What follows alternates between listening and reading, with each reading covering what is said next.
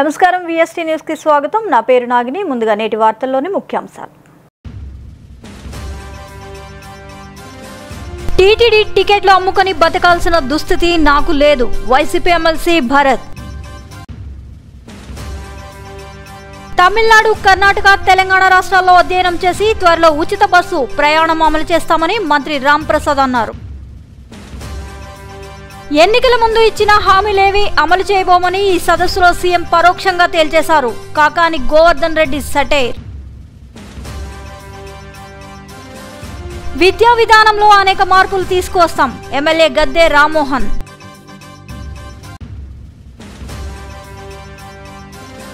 పశ్చిమ గోదావరి జిల్లా తాటిపాక, అంతర్వేది, పల్లెపాలెం ఏటిగట్లను ఎమ్మెల్యే దేవవర ప్రసాద్ పరిశీలించారు. జిల్లాలో కరువు రక్కసి కరాళ నృత్యం చేస్తోందని కాంగ్రెస్ కమిటీ రాష్ట్ర మీడియా చైర్మన్ తులసిరెడ్డి ఆవేదన వెలిబుచ్చారు. వేంపల్లిలో ఆయన మాట్లాడుతూ జిల్లాలో తీవ్ర వర్షాభావ పరిస్థితులు నెలకొందన్నారు. ఖరీఫ్ సాగు లక్ష్యం 79,115 హెక్టార్లలో కాగా 17,000 హెక్టార్లలో మాత్రమే రైతులు సాగు చేశారన్నారు. వర్షాలు లేక 7,000 హెక్టార్లలో పంట ఎండిపోయిందన్నారు. మిగతా పంట ఎండిపోయేందుకు సిద్ధంగా ఉన్నట్లు తెలిపారు. 9,115 హెక్టార్. ఇందులో వాస్తవంగా సాగు చేసింది 17,000 హెక్టార్లు. ఈ 17,000 హెక్టార్లలో ప్రతి 5,722 హెక్టార్లు, వరి 3,259 హెక్టార్లు, మినుము 3,247 హెక్టార్లు, వేరుశనగ 2,344 హెక్టార్లు, మొక్కజొన్న 849 హెక్టార్లు, కొర్ర 430 హెక్టార్లు, కంది 432 హెక్టార్లు, ఆముదం 156 హెక్టార్లు, సోయాబీన్ 258 హెక్టార్లు సాగు చేయడం జరిగింది. ఈ సాగు చేసిన 17,000 హెక్టార్ల భూమిలో ఇప్పటికే 7,000 హెక్టార్లలో పూర్తిగా ఎండిపోయింది. మిగతా చోట్ల కూడా ఎండిపోయేదానికి సిద్ధంగా ఉంది. కాబట్టి ఈ పరిస్థితుల్లో ప్రభుత్వం రైతులను ఆదుకోవాల్సిన అవసరం ఉంది. తాను టీటీడీ దర్శన టికెట్లు అమ్ముకున్నానని వస్తున్న వార్తల్లో ఎలాంటి వాస్తవం లేదని వైసీపీ ఎమ్మెల్సీ భరత్ తెలిపారు. టికెట్లు అమ్ముకుని బతకాల్సిన దుస్థితిలో తాను లేనని స్పష్టం చేశారు. టికెట్లు అమ్ముకున్నట్లు నాపై ఎవరో టీడీపీ నేత ఫిర్యాదు చేయడం ఆశ్చర్యంగా ఉంది. చంద్రబాబుపై పోటీ చేయడంతోనే నాపై కక్షగట్టి దుష్ప్రచారం చేస్తున్నారని ఆయన మండిపడ్డారు. చిట్టుబాబు అనేటటువంటి గుంటూరు సంబంధించిన ఒక టీడీపీ నాయకుడు మరి వారికి సంబంధించిన వారి దగ్గర నేనేదో డబ్బులు తీసుకున్నానని చెప్పి మాట్లాడుతూ ఉన్నారు. మల్లికార్జున్ అనేటటువంటి పిఆర్ఓ ఎవరో ఉన్నారు, ఆయన కి ఇచ్చామని కూడా చెప్తా ఉన్నారు. ఇంతవరకు నాకు మల్లికార్జున్ అనేటటువంటి పిఆర్ఓ ఎవరూ లేరు. అసలు మల్లికార్జున్ అనేటటువంటి వ్యక్తి ఎవరో కూడా నాకు తెలియదు. రెండోది, ఆ భగవంతుడు దర్శనాలు లెటర్లు అమ్ముకొని బతకాల్సినటువంటి దౌర్భాగ్య పరిస్థితుల్లో, అంత చెడిపోయిన పరిస్థితుల్లో ఈరోజు నేను కానీ నా కుటుంబం కానీ లేదు. ఎప్పటి నుంచో ఒక బ్యూరోక్రటిక్ బ్యాక్గ్రౌండ్ నుంచి వచ్చినటువంటి వ్యక్తిని నేను. మా ఫాదర్ ఒక ఐఏఎస్ ఆఫీసర్. నేను అంతకంటే ఎక్కువ వాల్యూస్తో బతికినటువంటి వాడిని. ఇప్పటి వరకు ఇలాంటి ఆరోపణలు కానీ లేకపోతే నా క్యారెక్టర్ని అసాసినేట్ చేయడానికి ఇలాంటి మాటలు కానీ ఎప్పుడూ మాట్లాడలేదు. కేవలం కుప్పంలో చంద్రబాబు నాయుడు గారికి ధీటుగా నిలబడి పోటీ చేశామని, ఇంకా నిలబడి అక్కడ ఫైట్ చేస్తున్నామనే ఒకే ఒక కక్షతో ఈరోజు నన్ను ఏపీ మంత్రి నారా లోకేష్ నేడు గుంటూరు జిల్లా మంగళగిరి నియోజకవర్గంలోని పెదకొండూరులో పర్యటించారు. ఇక్కడ కనకపుట్లమ్మ ఆలయంలో అమ్మవారిని దర్శించుకున్నారు. అమ్మవారికి ప్రత్యేక పూజలు నిర్వహించారు. అర్చకులు మంత్రి లోకేష్ కు వేద ఆశీర్వచనం అందించారు. ఈ సందర్భంగా లోకేష్ మాట్లాడుతూ మంగళగిరి నియోజకవర్గ అభివృద్ధికి కృషి చేస్తానని తెలిపారు. అన్ని హామీలను ప్రాధాన్యత క్రమంలో నెరవేరుస్తామని తెలిపారు. అభివృద్ధి, ప్రజా సంక్షేమమే తమ ప్రభుత్వ ధ్యేయమని స్పష్టం చేశారు.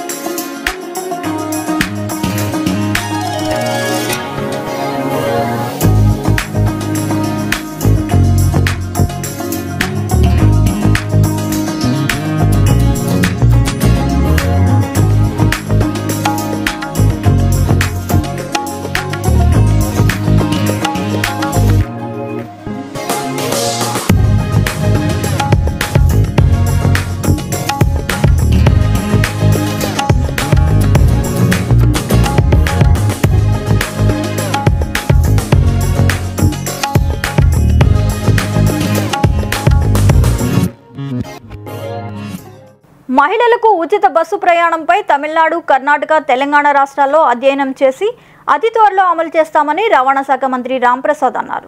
మంగళవారం వీఐపీ ప్రారంభ విరామ దర్శన సమయంలో తిరుమల శ్రీవారిని దర్శించుకున్న ఆయన దర్శనానంతరం ఆయన మీడియాతో మాట్లాడారు. ఆగస్టు 15న అన్న క్యాంటీన్లను ప్రారంభిస్తున్నట్లు తెలిపారు. మాజీ ముఖ్యమంత్రుల భద్రతపై గత ప్రభుత్వాలు చేసిన తప్పులను తాము చేయమని రాంప్రసాద్ అన్నారు. అలాగే మా ఎమ్మెల్యేలు అయితేనే ప్రజల కోసం ప్రజలతో పనిచేస్తున్నాం. ముఖ్యంగా ఈసారి అవకాశం కల్పించిన రాష్ట్ర ప్రజలకు వచ్చే 5 సంవత్సరాల్లో ఏ కష్టాలు లేకుండా అభివృద్ధి పదంలో ఈ రాష్ట్రాన్ని నడిపించేదానికి మా ముఖ్యమంత్రి వర్యులు కంకణబద్దులై ఉన్నారు. అలాగే ఈ రాష్ట్ర ప్రజలు మా మీద పెట్టిన నమ్మకాన్ని ఒమ్ము చేసుకోకుండా గత ప్రభుత్వాలలాగా కాకుండా ఇప్పుడు ప్రజల పక్షాన్ని నిలబడి ఏవైతే సంక్షేమ పథకాలు, అభివృద్ధి పథకాలు ఏవైతే ఉన్నాయో ప్రజలకు చేరువ చేసి మన్నలు పొందే విధంగా ఆ భగవంతుణ్ణి కోరడం జరిగింది. అలాగే ఈ రాష్ట్రాన్ని అభివృద్ధి పయంలో నడిపిస్తున్న ముఖ్యమంత్రి గారికి నిండు నూరేళ్లు ఆయుష్ ప్రసాదించాలని వెంకటేశ్వర స్వామిని ప్రార్థిస్తూ సెలవు తీసుకుంటాం. ఇప్పుడు ఆగస్టు 15వ తారీఖున పేద ప్రజలు ఎవరైతే ఈ రాష్ట్రంలో ఉన్నారో వాళ్ళందరికీ కడుపు నిండా అన్నం పెట్టే పథకం ఏదైతే ఉందో ఎన్టీఆర్ క్యాంటీన్ను మరొకసారి ప్రారంభించేదానికి మా ప్రభుత్వం సిద్ధంగా ఉంది. అలాగే ఏ హామీలు మేము చెప్పామో ఆ హామీలన్నీ ఒకటొకటి నెరవేరుస్తున్నాం. దానిలో భాగంగానే ఈరోజు నేను రవాణా శాఖ మంత్రి రాష్ట్రానికి ముఖ్యంగా ఉచితలకు బస్సు ప్రయాణం అనేది పక్కల రాష్ట్రాలైన తెలంగాణ, తమిళనాడు, కర్ణాటకలో ఇస్తున్నారు ఇప్పుడుండే ప్రభుత్వాలు. మన రాష్ట్రంలో అది ప్రవేశపెట్టే రోజుకి ఎక్కడ 1% కూడా తప్పు జరగకుండా ఆ రాష్ట్రాల్లో పర్యటించి ఏ విధమైన మార్పులు చేర్పులు చేయాలో మా అధికారులు అయితేనే మేమైతే ప్రయత్నిస్తున్నాం.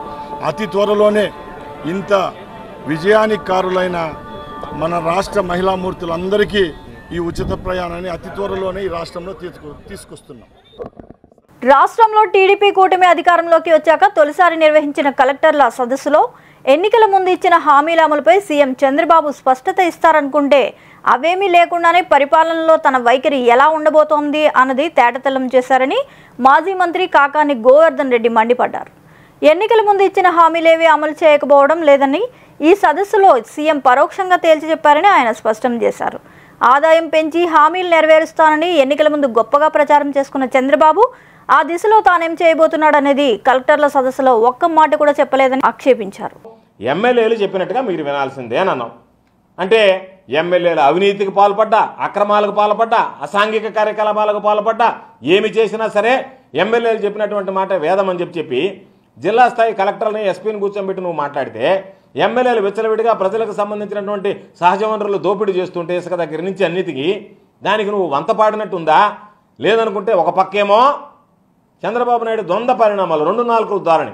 ఒక పక్కేమో ఇసుక విషయంలో స్ట్రిక్ట్గా ఉండండి అంటాడు, మరొక ప్రక్కేమో ఎమ్మెల్యేలు చెప్పినట్టుగా వినమంటాడు.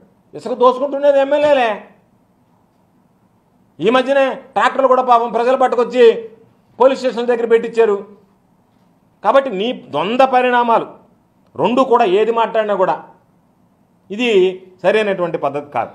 నేను చెప్పేది ఏంది, మీరేమన్నా ఒకటే మాట, మాకు సంబంధించినటువంటి ప్రజాప్రతినిధులకు మైలేజ్ రావాలి అంటే వాళ్ళు చెప్పిన పని జరగాల, వాళ్ళు చెప్పింది చేయాలా. అది అన్యాయమైనా అక్రమైనా ఏమైనా సరే తెలుగుదేశం పార్టీ వాళ్ళు వచ్చి ఇదిగో ఇది అన్యాయమైనా సరే చేయండి అంటే మా ఎమ్మెల్యేలు మీకు చెప్తారు, మీరు చేయండి. దాంట్లో న్యాయాన్యాయాలు విచారించాల్సినటువంటి అవసరంలే.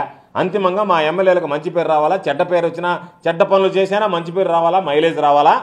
దాని ద్వారా మళ్ళీ మా వాళ్ళు గెలవాలా, మళ్ళీ నేను అధికారంలోకి రావాలనేటువంటి దుర్మార్గమైనటువంటి ఆలోచన తప్ప ప్రజలకు స్వచ్ఛమైనటువంటి పాలన అందించాలనేటువంటి దాని మీద మాట్లాడకుండా ప్రజాప్రతినిధులకు మీరు వంతపాడండి అని చెప్పి ఒక ముఖ్యమంత్రి స్థాయిలో ఉండేటువంటి వ్యక్తి మాట్లాడడం అనేటువంటిదే ఇది చెప్పుకోవడానికి, మీడియా సమావేశంలో మాట్లాడడానికి కూడా సిగ్గుగా అనిపించేటువంటి పరిస్థితి.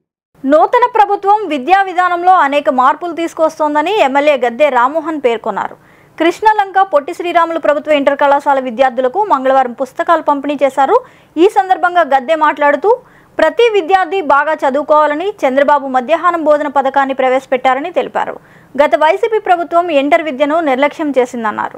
మొట్టమొదటిగా ముఖ్యమంత్రి ఉన్న దగ్గర నుంచి ఈ రోజు వరకు కూడా పిల్లల్లోకి ఆ వాతావరణం కల్పించి వాళ్ళు బాగా చదువుకునేటట్టు చేయాలని తపనతో అనేకమైన కార్యక్రమాలు మధ్యాహ్న భోజన పథకం కానివ్వండి, లేదా పుస్తకాల పంపిణీ కానివ్వండి, ఇవన్నీ కూడా చేపట్టడం జరిగింది. ఈ రోజున వాళ్ళ జూనియర్ కాలేజీ ఇక్కడ ఇంటర్మీడియట్ విద్యార్థులకి టెక్స్ట్ బుక్స్, నోట్ బుక్స్ కూడా వాళ్ళకి సరిపడా ఇవ్వటం జరిగింది. ఇది గత ప్రభుత్వంలో కాలేజీలని కొంచెం అశ్రద్ధ చేశారు, అంటే వాళ్ళకి ఫైనాన్షియల్. మేడ్చల్ మల్కాజ్గిరి జిల్లా ప్రజలు ఎటువంటి ఆందోళన చెందాల్సిన అవసరం లేదని మంగళవారం మేడ్చల్ మల్కాజ్గిరి జిల్లా కాంగ్రెస్ పార్టీ అధ్యక్షులు సింగిరెడ్డి హరివర్షన్ రెడ్డి అన్నారు. ఈ సందర్భంగా మాట్లాడుతూ మేడ్చల్ మల్కాజ్గిరి జిల్లాలోని గ్రామీణ మండలాలు సమీప జిల్లాల్లో కలుపుతున్నారనే వార్తలు పూర్తిగా నిరాధారమన్నారు. ప్రభుత్వం నుంచి పూర్తి సమాచారం వచ్చేంత వరకు జిల్లా ప్రజలు ఎటువంటి ఆందోళన పడవద్దన్నారు. మేడ్చల్, ఎంసీపల్లి 5 మండలాలకు సంబంధించినటువంటి గ్రామాలని కొంతవరకు మున్సిపాలిటీలుగా జిహెచ్ఎంసీలో విలీనం చేయడానికి, అదేవిధంగా ప్రభుత్వము ఒక కేబినెట్ సబ్ కమిటీ వేయడం జరిగింది. మన ముఖ్యమంత్రి గారు నాయకుల యొక్క అభిప్రాయాలు, ప్రజల యొక్క అభిప్రాయాలు, ఇంకా ఎవరైనా మేధావుల యొక్క అభిప్రాయాలు తీసుకొని ఏ విధంగా చేస్తే బాగుంటుందో ఆలోచన చేసే విధంగా ఈ సబ్ కమిటీని వేయడం జరిగింది. కానీ ఈ మధ్య రకరకాలైనటువంటి ఊహాగానాలతో మన జిల్లాలో ఉన్నటువంటి 5 మండలాల యొక్క నాయకులు కొన్ని గ్రామాలు మెదక్లో కలుస్తున్నాయి, కొన్ని గ్రామాలు భువనగిరిలో కలుస్తున్నాయని ఊహాగానాలతో రకరకాలైనటువంటి మాటలు జరుగుతూ ఉన్నాయి. మీరు ఎవ్వరు కూడా కన్ఫ్యూజ్ కావాల్సిన అవసరం లేదు. అందరి అభిప్రాయం మేరకే జరుగుతుంది. ఏ మున్సిపాలిటీ జరగాలన్నా, జిహెచ్ఎంసీ పరిధిలో కలవాలన్నా ప్రభుత్వానికి ఒక క్లారిటీ ఉంది. మన నాయకుడు ముఖ్యమంత్రి రేవంత్ రెడ్డి గారు సిరిసిల్ల వస్త్ర పరిశ్రమ యథావిధిగా కొనసాగాలని ప్రభుత్వ విప్ వేములవాడ ఎమ్మెల్యే ఆది శ్రీనివాస్ పేర్కొన్నారు. కలెక్టరేట్ సముదాయంలో పవర్ రూమ్ యజమానులు, ఆసాములు, సెస్ అధికారులు, హ్యాండ్లూమ్ అండ్ టెక్స్టైల్ అధికారులు సోమవారం కలెక్టర్ సందీప్ కుమార్ ఝాతో కలిసి సమీక్షా సమావేశం నిర్వహించారు. ఈ సందర్భంగా ప్రభుత్వ విప్ మాట్లాడారు. సిరిసిల్ల వస్త్ర పరిశ్రమ మార్కెట్లో పోటీపడి తమ ఉత్పత్తులు చేయాలని పిలుపునిచ్చారు. విజయవాడ శ్రీ కనకదుర్గమ్మ అమ్మవారి దర్శనార్థం ఆలయంనకు కుటుంబ సభ్యులతో కలిసి రాష్ట్ర ఆర్థిక శాఖ ప్రిన్సిపల్ సెక్రటరీ పీయూష్ కుమార్ విచ్చేశారు.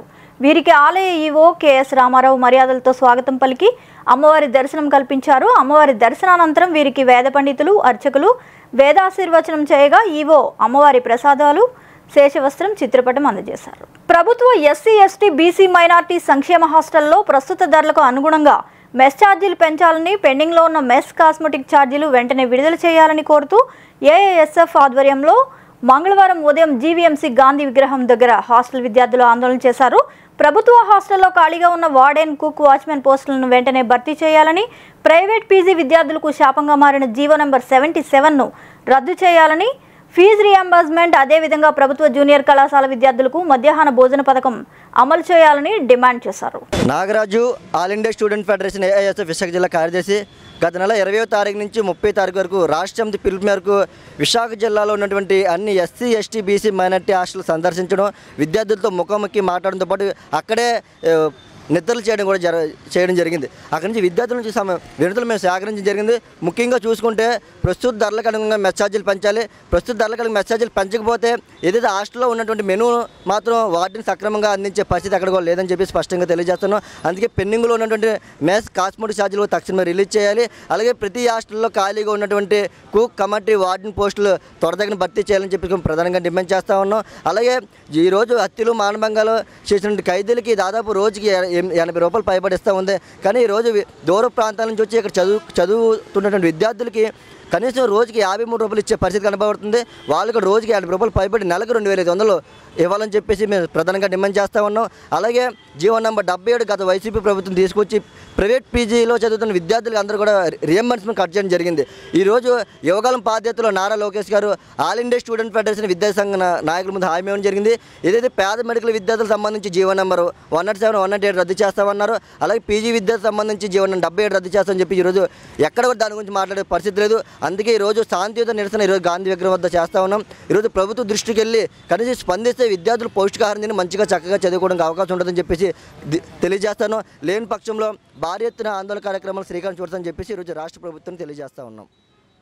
జీవీఎంసీ స్థాయి సంఘం చైర్మన్ ఎన్నికల్లో ఖచ్చితంగా మా అభ్యర్థులే గెలుస్తారని వైసీపీ నేత వైవి సుబ్బారెడ్డి అన్నారు.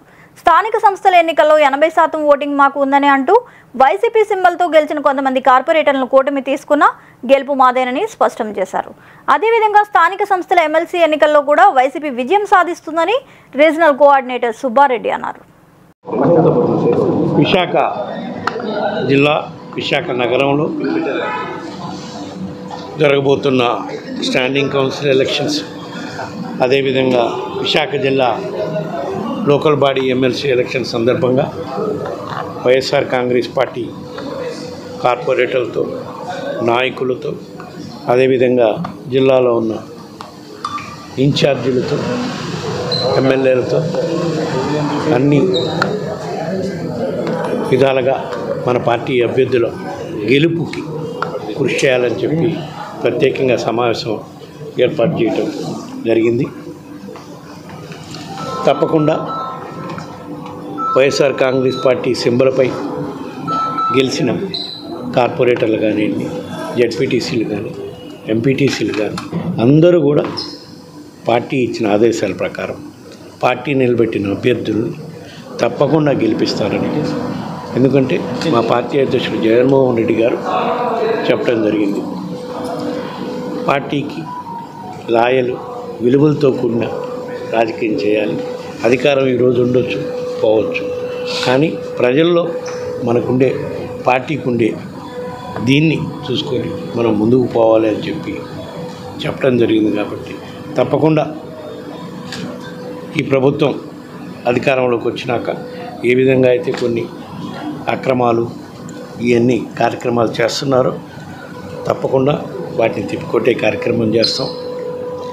ఈ ఎలక్షన్లో పార్టీ నియమాలకి, పార్టీ ఇచ్చిన సందేశానికి కట్టుబడి మా జగన్మోహన్ రెడ్డి గారు పెట్టిన అభ్యర్థుల విజయం తప్పకుండా సాధిస్తామని చెప్పి ఈ సందర్భంగా తెలియజేసుకుంటాం.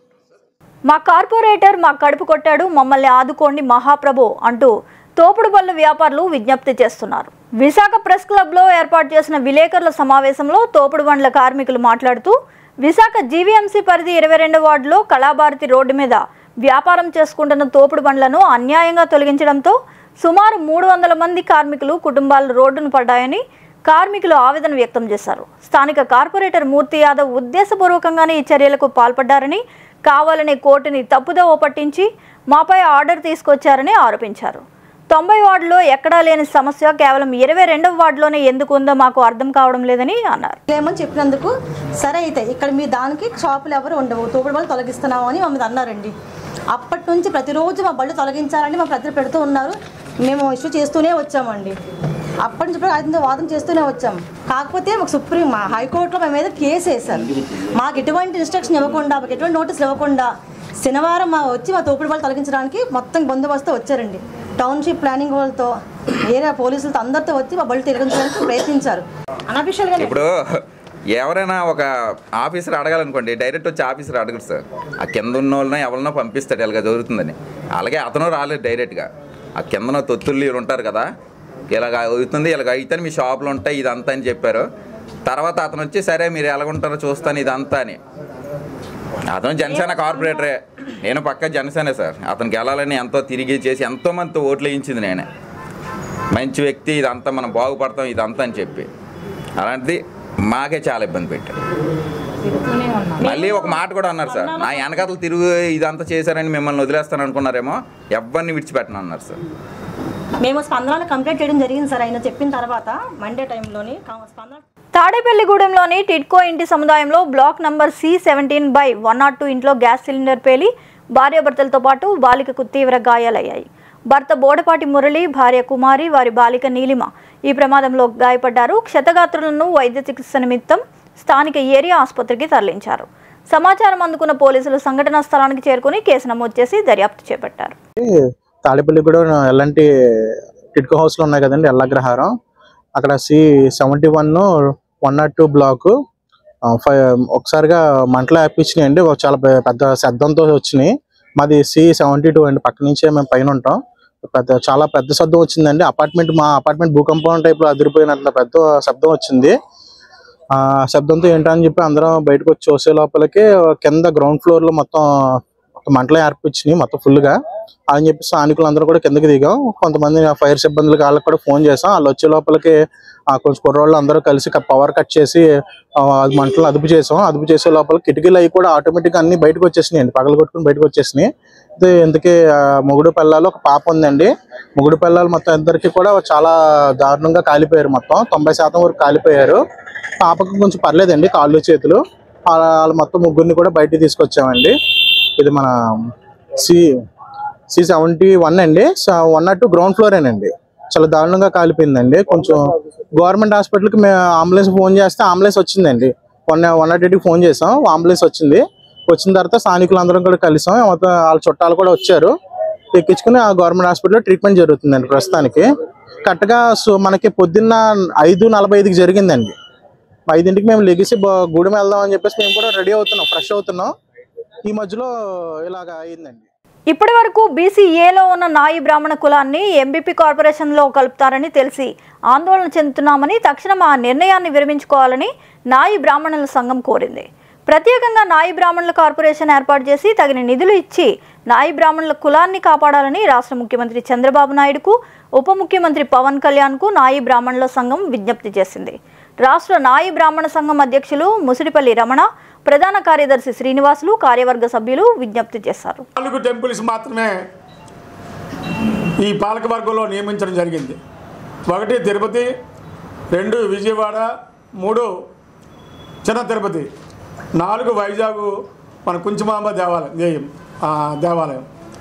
ఇలా కాకుండా ఆ జీవో ప్రకారంగా రాష్ట్రంలో ఉన్నటువంటి ఎండోమెంట్ అండర్లో ఉన్నటువంటి టెంపుల్స్ అన్నింటిలో కూడా నాయి బ్రాహ్మణులకు పాలకవర్గంలో అవకాశం కల్పించాలి అనేది ప్రభుత్వాన్ని, గౌరవ ముఖ్యమంత్రి గారిని, ఉప ముఖ్యమంత్రి గారిని, దేవాదాయ శాఖ మంత్రి గారు ఆనవ రామనారాయణ గారిని అందరినీ ఈ పత్రికా ముఖంగా రిక్వెస్ట్ చేస్తున్నాను.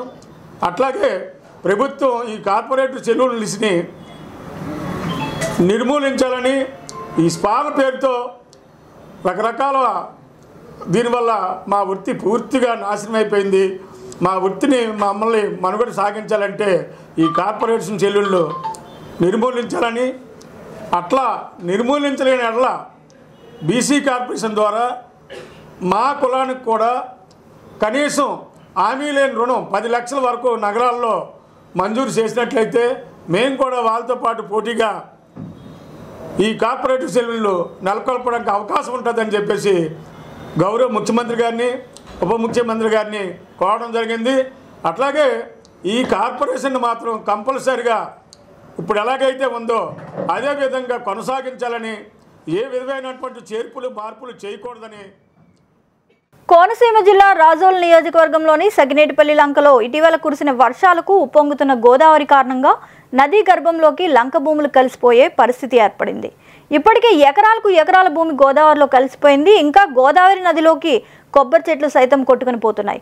దీంతో రైతులు లబోదిబోం అంటున్నారు. సగినేటిపల్లి లంక భూమి చుట్టూ రిటైనింగ్ వాళ్లు నిర్మిస్తే వరద ఉధృతి నుంచి లంక భూమిని కాపాడిన వారు అవుతారని వీళ్ళు అధికారులను కోరుతున్నారు. వేలాది ఎకరాల పంట భూములు గోదావరి నదిలో కొట్టుకొని పోతున్నాయి. దీంతో సగినేటిపల్లి రైతాంగం లబోదిబోం అంటున్నారు. తక్షణం అధికారులు ఈ సమస్యపై స్పందించి వరద ఉధృతి నుంచి లంక భూములను, లంక గ్రామాన్ని కాపాడాలని స్థానికులు కోరుతున్నారు. ఇప్పుడు ఆయన అమ్మేసుకున్నారండి. ఇదంతా గెస్ట్ హౌస్ అమ్మేసుకున్నారండి. దానికోసం బాధ అయిపోయింది. ఆయన కాంటైన్ కింద అని చెప్పి కూడా మాకు అందరికీ కూడా ఇబ్బంది లేదండి. ఇప్పుడు ఆయన అమ్మేసుకుంటాం, మాకు అందరికీ ఇబ్బంది ఇస్తుంది. మీకు ఇప్పుడు డ్రైనేజ్ కావాలి. డ్రైనేజ్ కావాలండి. ఇలా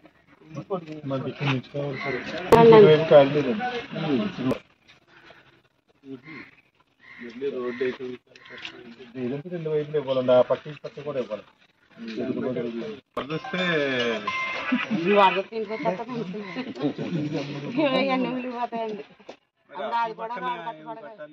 గ్రోయిన్స్ కానీ కట్టాల్సింది ఉంది. ఆ ప్రపోజల్ ఆల్రెడీ తయారు చేశారు.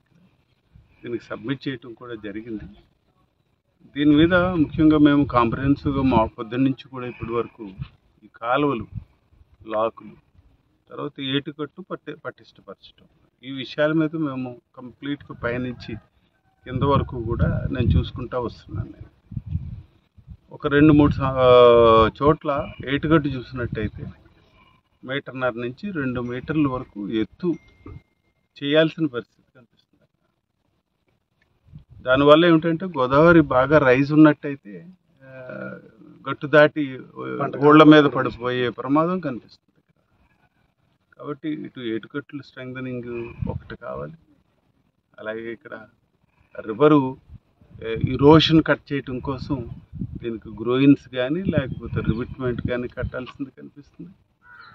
కెనాల్స్ చూసినట్టయితే మేనేజ్మెంట్ లేకపోవటం, లాకులు చూసినట్టయితే పూర్తిగా పాడైపోవటం, వీటిని స్ట్రీమ్ లైన్ చేసి, ఎందుకంటే ఇప్పుడు శివకోట లాక్ దిగుని చూస్తూ ఉన్నాం. సుమారు 16,000 ఎకరాల ఆయకట్టు ఉంది. మొత్తం నియోజకవర్గంలోనే 30,000 రిజిస్టర్డ్ ఆయకట్టు.